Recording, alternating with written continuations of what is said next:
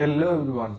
So in the previous first and second lectures we have already discussed about Newton's first law, Newton's second law, and also we have discussed about impulse and momentum. So in this lecture, in the lecture number 3, today we are going to discuss about Newton's third law, and also we will discuss some of its application, practical applications. Then we will deal with its numerical, and at the end we will discuss about conservation of momentum. Okay, and also we will practice some of the numericals from conservation of momentum. Clear? So all of you listen carefully. This is going to be a very important lecture. In this lecture, as Newton's third law, which is quite important for the upcoming topics. So इसीलिए ये lecture को हमें अच्छे से ध्यान से पूरा note करके देखना है. ठीक है? तो चलिए शुरू करते हैं Newton's third law of motion से. तो देखिए पहले हमने न्यूटन का फर्स्ट लॉ डिस्कस किया. न्यूटन का first law, what is the statement? Newton का फर्स्ट लॉ का स्टेटमेंट क्या था? हमने देखा था कि न्यूटन का जो फर्स्ट लॉ है उसमें if the external force, if there is no external force, that is the external force equal to zero. ठीक है? तो in this case the acceleration on the particle must be equal to zero. If the particle is at rest, then it would try to remain at rest, and similarly if it is in uniform motion, then it will keep to itself in uniform motion. ये पहला law था, first law था. फिर हमने second law के बारे में discuss किया. सेकेंड लॉ में क्या था कि हमारा जो फोर्स है वो मोमेंटम के साथ कैसे डिपेंडेंट है कि F इक्वल टू हमारा क्या था कि dp अपॉन dt. ठीक है, delta p upon delta t भी लिख सकते हैं या फिर dp upon dt, that is the rate of change of momentum के ऊपर फोर्स डिपेंडेंट था. उससे इसे लेकर हमने बहुत सारे 3-4 फॉर्मूले भी डिराइव किए थे, जैसे कि F equal to m a हो गया, या फिर F is equal to m into v into d m upon d t हो गया, और F is equal to m into v minus u upon t हो गया. ये सभी फॉर्मूले हमने डिस्कस किए हुए थे न्यूटन्स के फर्स्ट लॉ और सेकेंड लॉ में. Now in today's class, as we are going to discuss the third law, so all of you listen very carefully. So now let us first read the statement what is given. So every action force, that is the every action has equal and opposite reaction. ये है Newton का third law. तो यहाँ पर action क्या है? Action is simply a type of force. Similarly reaction is also simply a type of force. Action मतलब जो फोर्स हम एक्ट करते हैं और एक बॉडी के ऊपर. ठीक है, सपोज यहाँ पर एक एग्जांपल ले सकते हैं. यहाँ पर देखिए डायग्राम आप देख सकते हैं. यहाँ पर क्या हुआ है कि यहाँ पर now the man is applying a force F1. ठीक है, so here the F1 force, the man is applying the force which is F1 on the wall. F1 force is said to be the action force. Similarly, on respond to this, the wall gives a reaction force. Here the reaction force is F2. ठीक है, the reaction force is F2. So according to Newton's third law, this action force and this reaction force both are same only, both are equal. They are equal in magnitude and opposite in direction. Here you can see the man is applying the F1 force along the positive x-axis. Similarly, wall is applying the reaction force on the man on the negative axis. So that means forces, they always come in pair. If I am applying a force on a body, then on the reaction I am going to get another force from that same body. Same amount of force I am going to get. Clear? So इसी तरह action और reaction force को हम define कर सकते हैं. Action force जो कि हम खुद एक्ट करते हैं दूसरे बॉडी के ऊपर, और रिएक्शन फोर्स जो दूसरा बॉडी हमारे फोर्स को रिएक्ट करके हमारे ऊपर फिर वही same amount of force act करता है, वो रिएक्शन फोर्स होता है. ठीक है, तो ये हो गया एक्शन एंड रिएक्शन फोर्स का. यहाँ पर आप खुद एग्जांपल भी एक देखिए. तो यहाँ पर देखिए एक स्टेटमेंट हमने लिखा हुआ है. Just wait a minute. देखिए यहाँ पर एनसीईआरटी से एक स्टेटमेंट हमने लिखा हुआ है कि force on body A by B. ठीक है, अगर यहाँ पर एग्जांपल लीजिए आप, ए एक बॉडी है, सिमिलरली बी एक बॉडी है. These are two different bodies. तो force on body A by B is equal and opposite to the force on body B by A. यहाँ पर ए बी के ऊपर जितना भी फोर्स इम्पैक्ट करेगा, बी भी ए के ऊपर उतना ही फोर्स इम्पैक्ट करेगा. ठीक है, suppose if A is applying a force of 10 Newton on B, then B will also on reaction, it will also imply or it will also give a reaction force of 10 Newton. But the thing is they will act in different directions. ठीक है, यहाँ पर देखिए the direction of force जो है ये right side है और direction of force due to B जो है ऑन ए वो लेफ्ट साइड डायरेक्शन में है. तो यहाँ पर डायरेक्शंस डिफरेंट है. ठीक है, direction will be different here. So यहाँ पर देखिए, यहाँ पर एक हमने स्टेटमेंट मैथमेटिकल एक्सप्रेशन भी लिख लिया है. That is F A B force on A by B will be equal to negative of force on B by A. यहाँ पर दोनों का अगर मैग्नीट्यूड हम देखेंगे तो मैग्नीट्यूड एग्जैक्टली सेम ही रहेगा. यहाँ पर नेगेटिव साइन हमने क्यों यूज किया हुआ है, क्योंकि नेगेटिव साइन इंडिकेट करता है कि both the action and reaction force they are acting opposite to each other. ठीक है, यहाँ पर एक्शन इसी डायरेक्शन में, ये वॉल है, यहाँ पर एक्शन इस डायरेक्शन में है तो एक्शन फोर्स का डायरेक्शन ये हो गया. तो वॉल क्या करेगा, रिएक्शन फोर्स इसी डायरेक्शन में देगा. तो यहाँ पर both action and reaction force both are acting in opposite to each other, both are acting in opposite directions. ठीक है, तो इसी तरह हम न्यूटन्स के थर्ड लॉ को समझ सकते हैं. तो यहाँ पर एक क्वेश्चन आता है कि एक्शन एंड रिएक्शन फोर्स तो इक्वल है मैग्नीट्यूड में और उसके साथ साथ ये ऑपोजिट डायरेक्शन में भी एक्ट कर रहे हैं, तो फिर एक कैंसिल क्यों नहीं हो जाते? Why they do not cancel each other? As they are equal in magnitude and they are opposite in direction, then they must cancel, they should cancel, but they do not cancel. क्यों cancel नहीं होते हैं? देखिए इसका एक simple reason है कि action and reaction force they act on different bodies. ठीक है, अभी देखिए, अभी ए जो है वो ए बी के ऊपर एक्शन फोर्स पुट किया. ये ए है, ये बी है. Now A is going to put action force on B. Similarly B will give the reaction force on A. ठीक है, तो अभी मुझे बताइए कि बी के ऊपर टोटल कितना फोर्स आया, 1 फोर्स, और ए के ऊपर टोटल कितना फोर्स आया, वो भी 1 फोर्स. तो कैंसिल कैसे होगा? अगर एक ही बॉडी के ऊपर on A same body if both action and reaction force act करता तभी कैंसिल होता. ठीक है, तभी इसका आंसर क्या होगा कि since action and reaction force they act on different bodies. ठीक है, वो डिफरेंट बॉडीज में एक्ट करते हैं, इसीलिए they do not cancel each other. ये 1 मार्क क्वेश्चन में पूछ सकता है. ठीक है, why they do not cancel, because they act on different bodies. ठीक है, सिंपल सा जवाब. अभी एक न्यूमेरिकल सा क्वेश्चन करते हैं. तो देखिए यहाँ पर एक क्वेश्चन दिया हुआ है.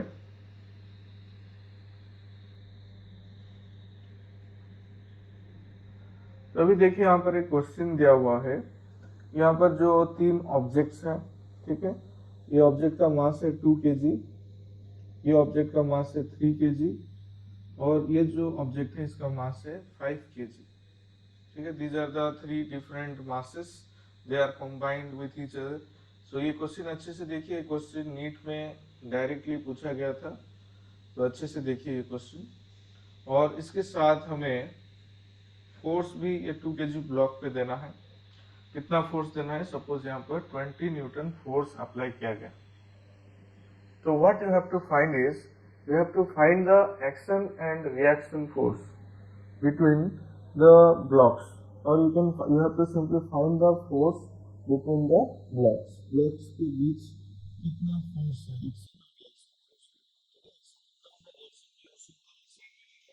एक डायरेक्शन भी अलग. तो अभी देखिए how to solve this question. तो first what we will do is we will first find out the acceleration of the whole system. So here you see the formula for acceleration we all know is acceleration is force upon the total mass. So here you see the total force is given by 20 Newton and you can see the total mass is 2 plus 3 5, 5 plus 5 is 10 kg. So here the system acceleration is coming to be 2 meter per second square. तो यहाँ पर पहले आपको acceleration find out करना होगा. तो मैंने पहले एक्सीलरेशन फाइंड आउट कर दिया पूरे होल सिस्टम का.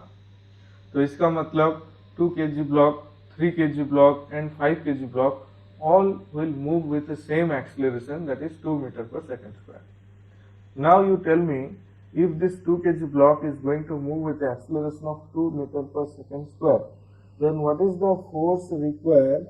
What is the force required by 2 kg block? ठीक है, 2 kg ब्लॉक को 2 मीटर पर सेकेंड में मूव करने के लिए उससे कितना फोर्स चाहिए होगा, what amount of force does it require। ठीक है, तो कितना रिक्वायरमेंट होगा उसका, तो उसका मास है 2 kg और उसका एक्सेलरेशन भी है 2, तो उससे रिक्वायरमेंट है 4 newton. But we are applying a force of 20 newton, तो क्या होगा यहाँ पर देखिए, apart from this 20 Newton, the 2 kg block is going to use 4 Newton for itself and rest 16 Newton is going to transfer, rest 16 Newton it is going to transfer to the 3 kg block। 3 kg block के लिए वो 16 Newton जो बच गया वो transfer कर दे, उसे खुद के लिए कितना न्यूटन चाहिए, 4 Newton. So from this 20 Newton 4 Newton खुद के लिए रख लिया, जो कि उसे खुद को एक्सलरेट करने में यूज होगा 2 मीटर पर सेकेंड पर। तो अभी देखिए, अभी आ गया हमारा answer, 2 kg block 3 kg block के ऊपर कितना एक्शन फोर्स पुट किया, 16 न्यूटन का। तो 3 kg ब्लॉक 2 kg ब्लॉक के ऊपर कितना रिएक्शन फोर्स पुट करेगा, वही आंसर होगा 16 न्यूटन। ठीक है, तो reaction force of 2 kg on 3 kg, the answer will be 16 Newton। Same way for the reaction force। Now you see what is the force required by the 3 kg block। 3 kg block को कितना force चाहिए होगा 3 kg block के लिए, अच्छे से देखिए। तो 3 kg ब्लॉक का मास है 3 और उसका एक्सेलरेशन है 2, तो 6 Newton force is required by the 3 kg block. ठीक है, तो 6 न्यूटन से हमने कितना फोर्स दिया है 16 न्यूटन, तो उसमें से वो खुद के लिए कितना फोर्स रखेगा 6 न्यूटन, जो कि उससे यूज होगा एक्सीलरेट करने में, और रेस्ट फोर्स कितना रह गया 10 न्यूटन, तो 10 न्यूटन 5 kg ब्लॉक को ट्रांसफर करेगा। ठीक है, तो अभी देखिए 3 kg ब्लॉक और 5 kg ब्लॉक के बीच एक्शन एंड रिएक्शन फोर्स कितना रह गया 10 न्यूटन। ठीक है, तो 3 kg ब्लॉक जो है वो 5 kg ब्लॉक के ऊपर एक्शन फोर्स कितना पुट कर रहा है 10 न्यूटन, तभी तो रिएक्शन फोर्स उसके ऊपर कितना आएगा 10 न्यूटन आएगा। ठीक है, तो इसी तरह ये वाला क्वेश्चन हम सॉल्व कर सकते हैं। तो इसमें से पहले तुम्हें एक्सेलरेशन फाइंड आउट करना होगा। Once you find the acceleration, उसके बाद ईच ब्लॉक्स का कितना फोर्स रिक्वायरमेंट है और उससे कितना फोर्स दिया जा रहा है ये फाइंड आउट करना है। तो जो रिक्वायरमेंट फोर्स है वो खुद के लिए रखेगा और बाकी जो एक्सेस फोर्स है, एक्स्ट्रा फोर्स है, वो ट्रांसफर करेगा। वही जो ट्रांसफर किया हुआ फोर्स वही एक्शन फोर्स है एक बॉडी का दूसरे बॉडी के ऊपर। ठीक है, और रिएक्शन फोर्स भी दूसरे बॉडी का इस बॉडी के ऊपर उतना ही होगा। I hope you all understand this concept, this is very very important. ठीक है, तो ये हो गया हमारा एक्शन एंड रिएक्शन फोर्स का। ठीक है, तो देखिए अभी और एक छोटा सा एग्जांपल लेते हैं। यहाँ पर अभी सपोज एक टेबल हमने लिया हुआ है। So suppose a book is lying on a table, so mass of the book is m। तो यहाँ पर देखिए book what action force is going to be put by the book, that is mg, and the reaction force the book is going to experience will be the same mg only। ठीक है, तो book ने यहाँ पर table के ऊपर हमने जो बुक रखा हुआ है वो टेबल के ऊपर mg का एक्शन फोर्स जो कि खुद का वेट है वो पुट किया, तो टेबल ने उसके ऊपर रिएक्शन फोर्स कितना पुट किया रिवर्स में mg का रिएक्शन फोर्स पुट करें। ठीक उसी तरह और एक एग्जांपल देखिए, अगर सपोज एक वॉल है, तो इस वॉल में हम फोर्स अप्लाई करते हैं F न्यूटन का, then the wall is going to give a reaction force of same amount का F न्यूटन का, वही सेम अमाउंट का रिएक्शन फोर्स पुट करें। ठीक है, तो ये सभी केसेस आपको अच्छे से याद रखना है, ये आगे जाके हमारे न्यूमेरिकल्स में यूज होने वाला है। ठीक है, तो अभी कुछ हम practical examples on the third law अच्छे से देखते हैं। तो अभी तो मैंने आपको पहले वाला एग्जांपल बता दिया, book kept on a table, तो ये देख लिया उसका भी रिएक्शन फोर्स कितना है। अगर बुक का मास mg है तो रिएक्शन फोर्स mg होगा, रिएक्शन फोर्स भी mg होगा। अभी देखिए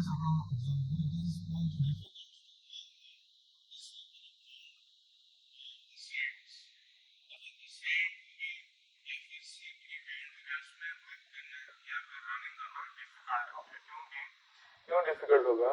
ये देखिए जो सैंड है इसमें क्या होता है कि हम जबकि इसके ऊपर एक्शन फोर्स पुट करने की कोशिश करते हैं by using our legs, we cannot put proper action force. ठीक है, अगर आप कंक्रीट फ्लोर के ऊपर या फिर सिंपल मिट्टी के ऊपर अगर एक्शन फोर्स पुट करेंगे तो अच्छे से हम एक्शन फोर्स पुट कर सकते हैं। तो इसी तरह हमारा रिएक्शन फोर्स भी अच्छा आएगा, तो वो हमें वॉक करने के लिए या फिर रन करने के लिए इजी हो जाता है। लेकिन ये जो स्लिपरी ग्राउंड है या फिर सैंड है, इसके ऊपर हम अच्छे से action force means large amount का एक्शन फोर्स पुट नहीं कर सकते।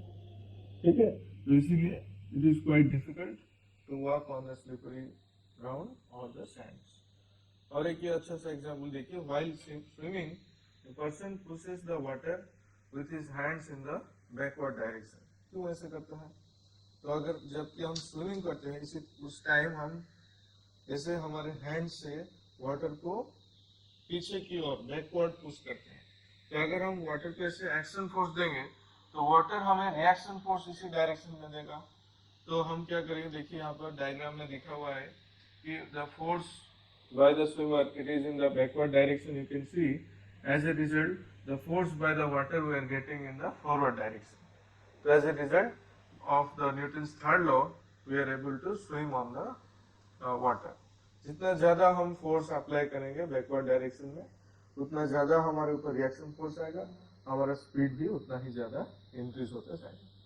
ठीक है, तो ये हो गया हमारा न्यूटन्स का थर्ड लॉ। तो हमने न्यूटन्स का तीनों लॉ अभी कंप्लीट कर लिया है। अभी तीनों लॉ को अप्लाई करके आगे जाके अच्छे से न्यूमेरिकल्स को प्रैक्टिस करना है। ठीक है, तो आज के लेक्चर में दूसरे टॉपिक की ओर चलते हैं। दूसरी टॉपिक अभी हमारा शुरू होगा कंजर्वेशन ऑफ लीनियर मोमेंटम। ठीक है, तो हमने लीनियर मोमेंटम सबने पढ़ा हुआ है इसी चैप्टर में, लेक्चर 1 में आप देख सकते हैं नोट्स। तो लीनियर मोमेंटम क्या था कि simply it is the product of mass and velocity, इसे हम लीनियर मोमेंटम कहते हैं। ठीक है, दो टाइप का मोमेंटम रहता है, एक लीनियर मोमेंटम और एक एंगुलर मोमेंटम। तो ये हो गया हमारा linear momentum, P is equal to mv, mass into velocity. तो इसका अभी हम कंजर्वेशन देखेंगे, how the linear momentum is conserve for a system. तो पहले स्टेटमेंट देख लेते हैं, when no external force acts on a system. देखिए अगर एक्सटर्नल फोर्स नहीं होगा सिस्टम के ऊपर, if no external force is acting, बाहर से कुछ फोर्स नहीं एक्ट कर रहा है, तो उसी टाइम क्या होगा ना, the total linear momentum of the system is conserved. तो उसी टाइम क्या होगा, पूरा जो सिस्टम है उसका लीनियर मोमेंटम कंजर्व रहेगा। कंजर्व रहेगा मतलब there will be no change, the value of linear momentum remains constant. Before जितना था लीनियर मोमेंटम, आफ्टर भी लीनियर मोमेंटम उतना ही रहेगा। ठीक है, तो ये हो गया हमारा कंजर्वेशन ऑफ लीनियर मोमेंटम का स्टेटमेंट। तो अभी देखते हैं इसका डिराइवेशन। क्वेश्चन आ सकता है कि derive an expression for conservation of linear momentum. तो देखिए यहाँ पर कैसे हम डिराइव करते हैं। तो अभी हम लेंगे कि let we have different for a system, एक सिस्टम में we have different masses, let m1 m2 m3 like this up to mn, these are the different masses we have. And similarly इसी masses का जो velocities है, let it be v1 v2 v3 upon vn हो गया, ये हमारा velocities। तो उसी में अगर हम देखेंगे कि मोमेंटम ईच पार्टिकल्स का कितना होगा, p1 का मोमेंटम कितना होगा, it will be m1 into v1। Similarly p2 का मोमेंटम m2 into v2, और उसी तरह pn nth पार्टिकल का momentum that is mn into vn होगा। ठीक है, तो ये हो गया हमारा डिफरेंट पार्टिकल्स का मोमेंटम्स का वैल्यू, p1 का, p2 का, उसी तरह हम pn का मोमेंटम का वैल्यूज लिख सकते हैं। ठीक है, तो ये हो गया डिफरेंट मोमेंटम्स।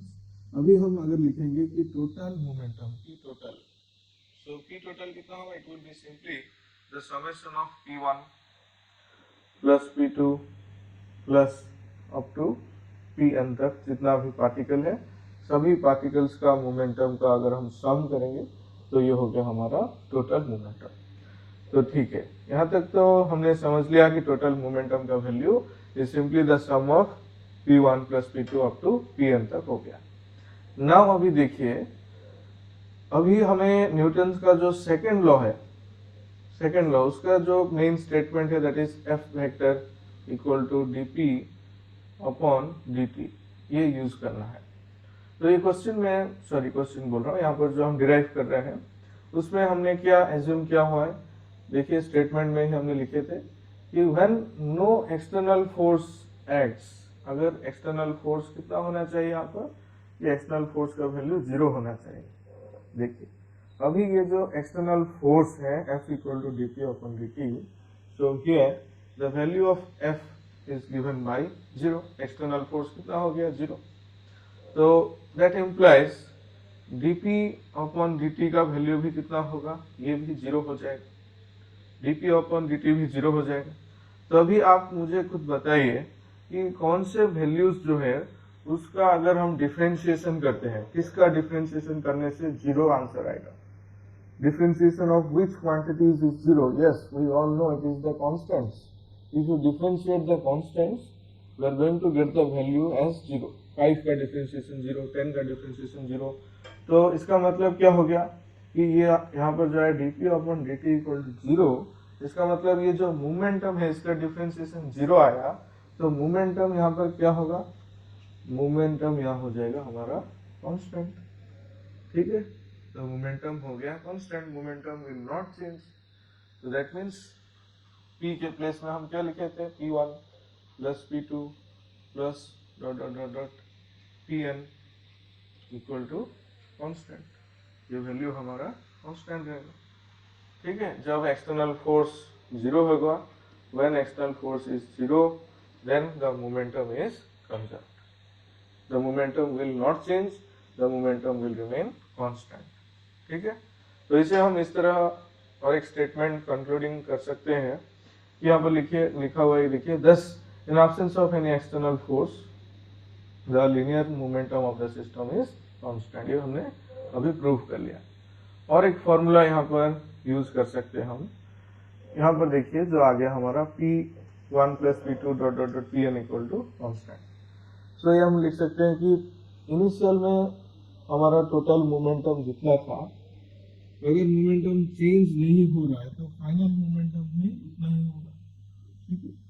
तो अगर हमारे पास दो पार्टिकल के सिस्टम है जिसमें m1 मास है, m2 मास है और उनके पास इनिशियल वेलोसिटी u1 है, ठीक है, और u2 है initial velocity, final velocities v1 है, v2 है, तो इसे हम कैसे लिख सकते हैं कि इनका इनिशियल मोमेंटम हो गया m1 u1 plus m2 u2, that will be equal to final momentum होगा कितना, m1 v1 plus m2 into v2, ठीक है। तो ये भी एक स्टेटमेंट हो गया कंजर्वेशन ऑफ मोमेंटम का, that is the initial momentum will be equal to the final momentum, ठीक है। अगर कुछ चेंज होता है सिस्टम में in the absence of any external force, if the orientation or any kind of change is taking place, then in this case the initial momentum is said to be the sum of initial momentum is equal to the sum of final momentum, ठीक है। तो कुछ उसी तरह जैसे Newton के third law में practical example लिखे थे, यहाँ पर भी एक बहुत ही इंपॉर्टेंट प्रैक्टिकल एग्जाम्पल है जो कि है हमारा recoil of gun, practical application of conservation of momentum में रिकॉइल ऑफ गन। देखिए जैसे कि हम गन को फायर करते हैं, सपोज एक गन है, तो इसे अगर हम ऐसे फायर करेंगे, ठीक है, तो फायर करने से बुलेट तो इसी डायरेक्शन में मूव करेगा, तो by the conservation of momentum this gun is going to move in the reverse direction, जिस डायरेक्शन में बुलेट फायर होगा उसके अपोजिट डायरेक्शन में it will get recoil, this is what we call the recoiling of gun, ठीक है। तो इसका एक एक्सप्रेशन अभी हम डिराइव करेंगे कि रिकॉइल वेलोसिटी ऑफ गन कितना आ रहा है, ठीक है। तो देखिए यहाँ पर जो गन है इसका मास हम ले लेते हैं, let the mass of the gun be capital M and here the mass of the bullet be small m and the mass of the gun after recoiling is capital V, mass of the bullet after recoiling is small v। ठीक है, ये हो गया small v।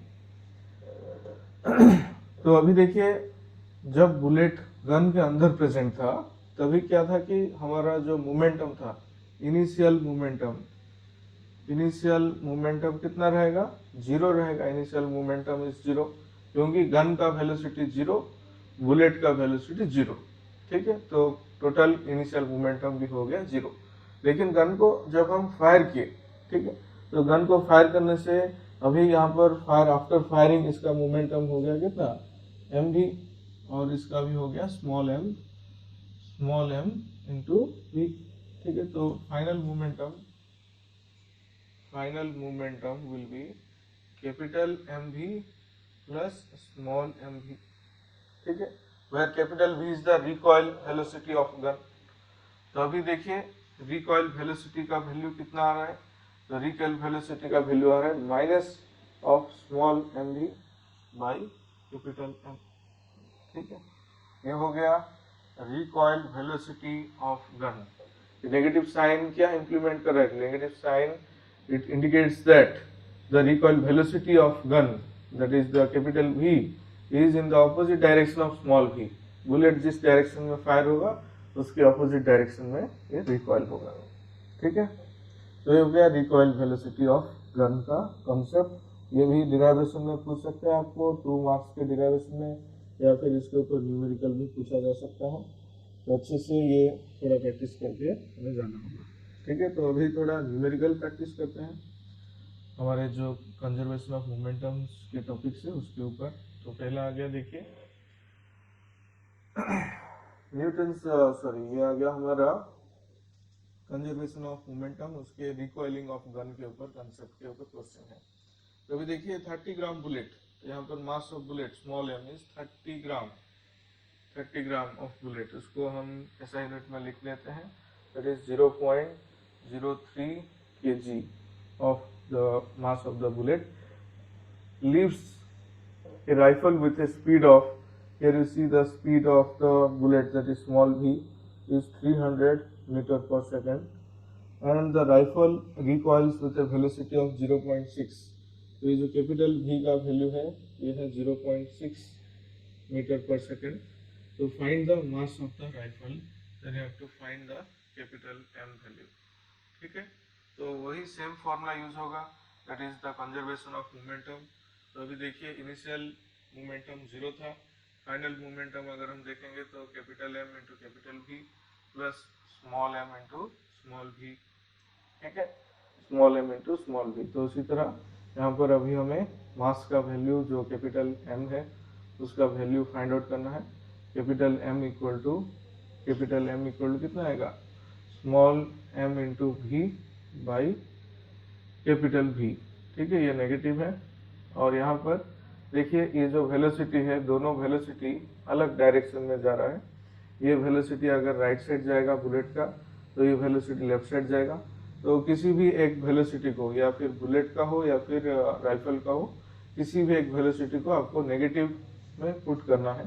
तो जिसके बाद आपका answer, ये नेगेटिव पहले से है, नेगेटिव पॉजिटिव हो गए, मास आपका पॉजिटिव में आंसर आ जाएगा। ठीक है, तो यहाँ पर वैल्यू पुट कीजिए, वैल्यू पुट करने के बाद आपका आंसर आ जाएगा 15 kg।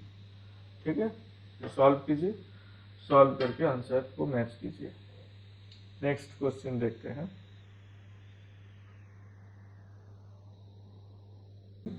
क्वेश्चन जो है कि 30 kg shell is flying at 48 metre per second. ठीक है, तो यहाँ पर कैपिटल M का वैल्यू दिया हुआ है सेल का 30 kg, एंड इसका जो हमारा इनिशियल वेलोसिटी है, let the initial velocity be u, इसका वेलोसिटी दिया हुआ है 48 metre per second. When it explodes, ठीक है, it's one part of 18 kg stops while the remaining part flies of. ठीक है, तो ये देखिए अगर हमारे पास एक सेल था जो कि 30 kg का, ये दोनों पार्ट में अभी डिवाइड हो गया हुआ है। एक पार्ट हो गया हमारा कितना, एक पार्ट हो गया 18 kg, तो दूसरा पार्ट कितना रहेगा 12 kg। और क्वेश्चन में दिया है कि 18 kg स्टॉप हो गया, मतलब इसका वेलोसिटी हो गया 0। तो इसका वेलोसिटी कितना होगा पूछा गया क्वेश्चन में। तो बहुत ही सिंपल सा क्वेश्चन है। तो यहाँ पर भी कंजर्वेशन ऑफ मोमेंटम, तो देखिए एक्सप्लोजन जो हुआ है उससे पहले मोमेंटम कितना था, उससे पहले था हमारा मास था 30 और वेलोसिटी था 48, ठीक है। ये था एक्सप्लोजन से पहले, बिफोर का केस। और अभी आफ्टर का केस देखेंगे एक्सप्लोजन के बाद। अभी हमारा मोमेंटम है 18 इंटू 0 प्लस 12 इंटू वी, ठीक है। तो इसे आपको यहाँ पर सॉल्व करना होगा, और सॉल्व करने के बाद आपका जो वेलोसिटी आएगा वो 120 मीटर पर सेकेंड वैल्यू आ रहा है, ठीक है। 120 metre per second will be the final answer.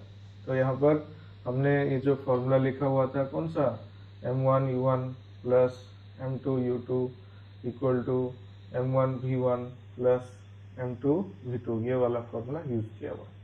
यहाँ पर m2u2 नहीं है, एक ही मास था, वो एक ही मास एक्सप्लोड होके दो मास में कन्वर्ट हुआ, ठीक है। तो अभी लास्ट क्वेश्चन एक बार देख लेते हैं। देखिए ये बहुत ही अच्छा क्वेश्चन है, जस्ट 1 मिनट। देखिए ये क्वेश्चन क्या दिया हुआ है कि a body of mass 1 kg initially at rest explodes, ठीक है। यहाँ पर मास का वैल्यू गिवन है capital M equal to 1 kg, and यहाँ पर ये एक्सप्लोड हो गया and breaks into 3 fragments of masses in the ratio 1:1:3। दैट मीन्स देखिए यहाँ पर जो 3 फ्रैगमेंट्स है, एक फ्रैगमेंट अगर हो गया x kg का, तो दूसरा भी होगा x kg का, और तीसरा होगा 3x kg का, सॉरी 3x वैल्यू का। तो टोटल अभी हमारा कितना मास आ जाएगा, x प्लस 3x, तो ये हो गया 5x। सो 5x का वैल्यू हुए हमारा 1 kg, उसका मतलब x का वैल्यू कितना आएगा 1/5 kg, दैट मीन्स 0.2 kg, ठीक है। तो ये जो डिवाइड हुआ है तीनों पार्ट में, तो तीनों पार्ट में कितना कितना मास में डिवाइड हुआ, एक हो गया 0.2 kg, दूसरा हो गया 0.2 kg, और तीसरा हो गया 0.6 kg के मास में ये डिवाइड हो गया, ठीक है। ये क्वेश्चन में दिया हुआ है, as per the question I have written their masses. तो अभी क्वेश्चन फर्दर देखते हैं। The two pieces of equal mass fly off perpendicular to each other. तो दोनों पीस जो इक्वल है ये दोनों परपेंडिकुलर टू ईच अदर होके फ्लाई ऑफ होते हैं with speed of 30 metre per second. Then what is the velocity of the heavier fragment. तो जो कि हेवियर फ्रैगमेंट रह गया उसका वेलोसिटी कितना होगा, ये अभी हमें फाइंड आउट करना है।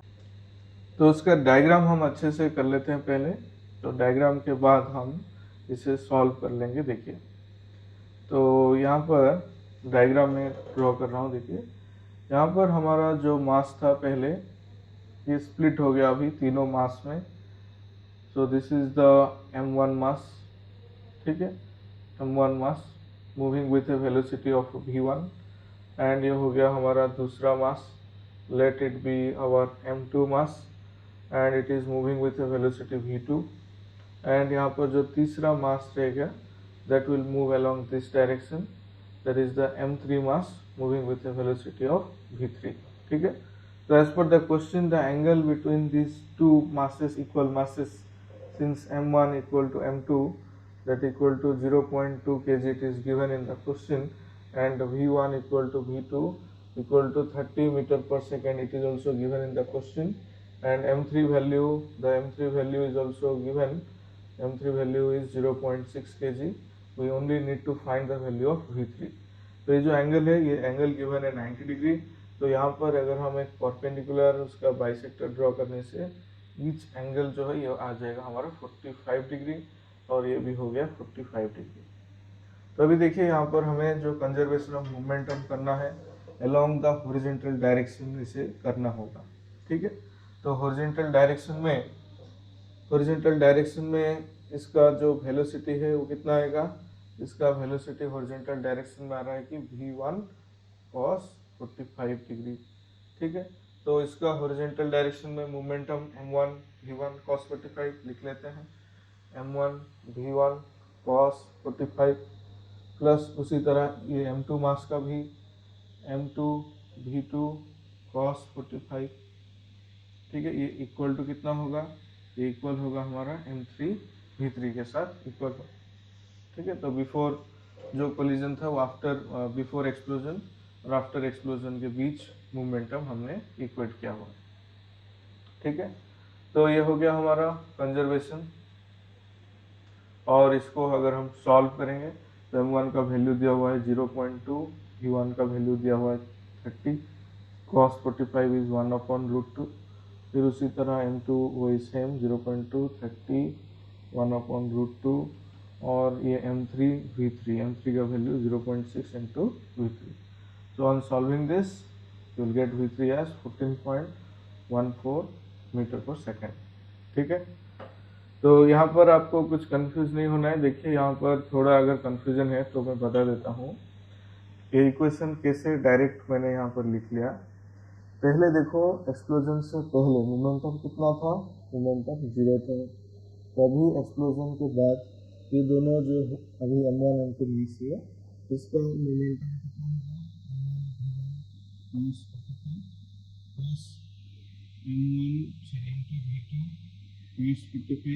ठीक है, और इसका भी मोमेंटम अभी हम लिखेंगे एक ही साइड में, तो ये हो जाएगा हमारा माइनस m3 इंटू v3।